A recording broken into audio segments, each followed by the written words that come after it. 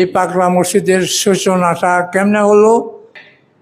2 নম্বর, পাগলা মসজিদ কেন হলো, কখন থেকে হলো? 2 নম্বর।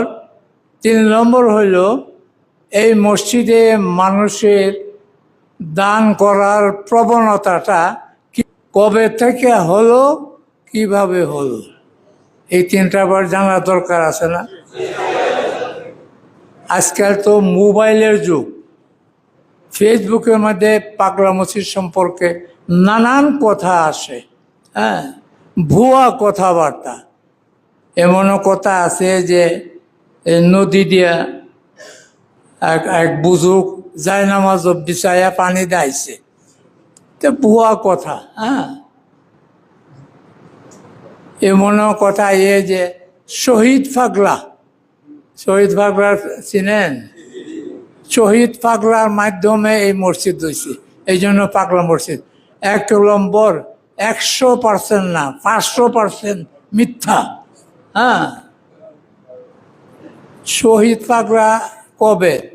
আমি তো দেখছি, আমি আসছি তো এই পাগলা মসজিদে 1979 সালে আসছিলাম। দেখছি মানুষের কাছ থেকে চান্দা করছে, টিন কালেকশন করিয়া বিভিন্ন জায়গায় দিছে, কি করছে আল্লাহ জানে। পাগলা মসজিদে যে শহীদ পাগলায় যে একটা কিছু টিন দিছে, এটা আমি জীবনেও দেখি নাই আমার এই 46 বছরের মধ্যে। আলহামদুলিল্লাহ, এই সেপ্টেম্বরে আমার 46 বছর অতীত হয়ে গেল, 47 শুরু হয়ে গেল, যদি আল্লাহ যতদিন রাখে। কাজেই এই সমস্ত কিছু না।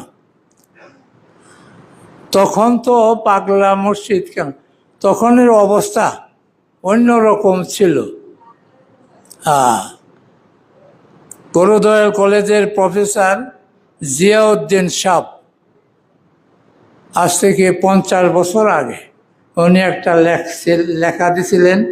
উনি বলছিলেন যে 250 বছর আগে এই পাগলা মসজিদের সূচনা হয়। 50 বছর, এখন আরো 50 তাহলে 300 বছর আগে হইল পাগলা মসজিদের সূচনা। 300 বছর, এটা খুব বেশি মনে হয়? 300 বছর, 100, 200, 300, আমার এই বয়স এখন 80 চলছে। হ্যাঁ, 300 বছর কি? 300 বছর আগে এটার সূচনাটা কেমনে হলো এটা আমি বলতেছি।